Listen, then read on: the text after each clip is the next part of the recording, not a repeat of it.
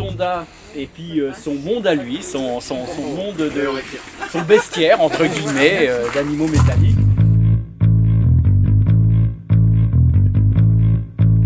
Puis au bout de la galerie, au sud de la galerie, à gauche, vous aurez un parc de Marc Petit où on a 6 sculptures extérieures et vous en retrouverez en intérieur.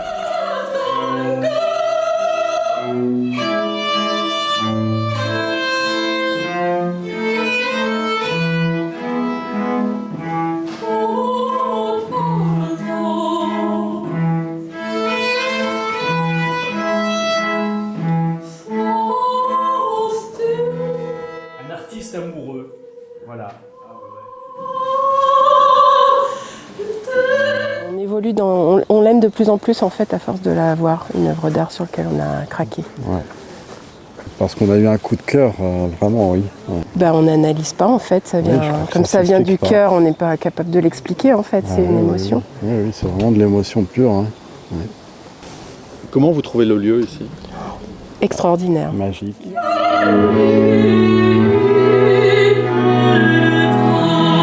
Peut-être la particularité, c'est que les formes un petit peu animales de mes sculptures sont dues à mon passé de ferronnier avec des outils de mise en forme à chaud et du coup j'ai des grosses presses hydrauliques et j'obtiens des formes improbables. Je laisse aller, y a un truc intuitif, il y a la matière qui va où elle veut. Et il y a des petits redressements permanents, enfin, il y a tout un dialogue qui s'est établi que je commence à connaître un peu mieux, quoi. C'est entre tout ça, c'est complexe, mais pour moi c'est assez clair. Mais...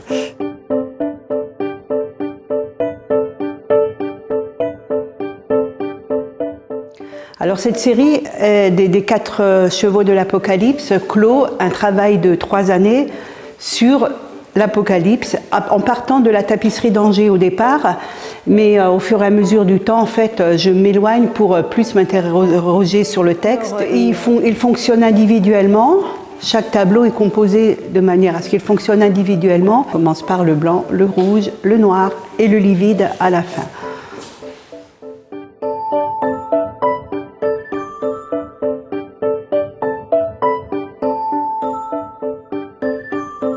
Et j'adore l'endroit et j'adore regarder ce qui s'y trouve.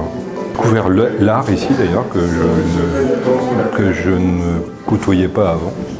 Et là je regarde les choses comme je ne les ai jamais regardées auparavant. C'est une émotion, c'est un toucher, oui, on tourne autour, on regarde et puis pourquoi elle revient avec nous, je sais pas, j'ai pas d'explication forcément pourquoi plus celle-ci qu'une autre, parce que là notamment c'était une sculpture en marbre.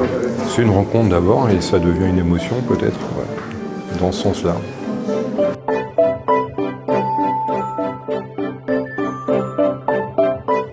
C'est un grand honneur d'être dans ce lieu magique et puis avec des grands artistes aussi. C'est toujours génial de voir son travail en dehors de son atelier. À partir du moment où on expose son travail, il ne nous appartient plus, il appartient aux gens qui le regardent, quoi, avec leur sensibilité propre. C'est les 3 frères. C'est un hommage à mon frère qui a disparu. Bon voilà, c'est l'oiseau, c'est comme un oiseau, il est parti dans le ciel. Voilà, alors c'est sûr qu'il y a des tableaux qui me parlent plus. Ouais.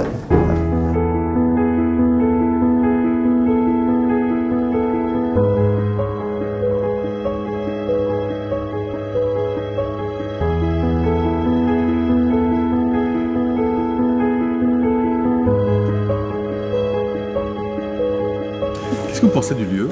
Magnifique. Magnifique, oui. Voilà.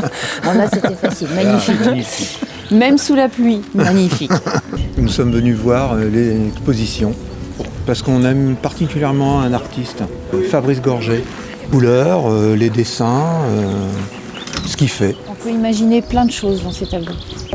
Moi, j'aurais vu quelque chose, une autre personne aura vu autre chose. Voilà. Suivant notre vécu, on ne voit pas la même chose sur le tableau. Les couleurs, la précision fait que ça m'attire. On aime aussi particulièrement les chiens. Les chiens. Ouais. Le développer des chiens, je trouve ça extraordinaire également. C'est plutôt flatteur et encourageant. Moi, je me sens très stimulé par la situation. Comment vous les faites? Il y a un truc. Avec du temps, de la patience et de l'endurance. Pourquoi de l'endurance? Parce que c'est des pièces qui peuvent durer entre 30 et 50 heures et qu'on n'a pas trop le droit de s'arrêter.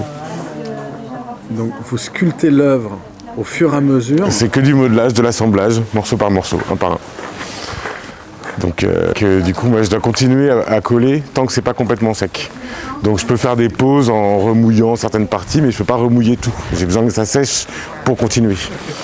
Donc c'est un contre-la-montre à maîtriser, quoi. C'est ça le principe.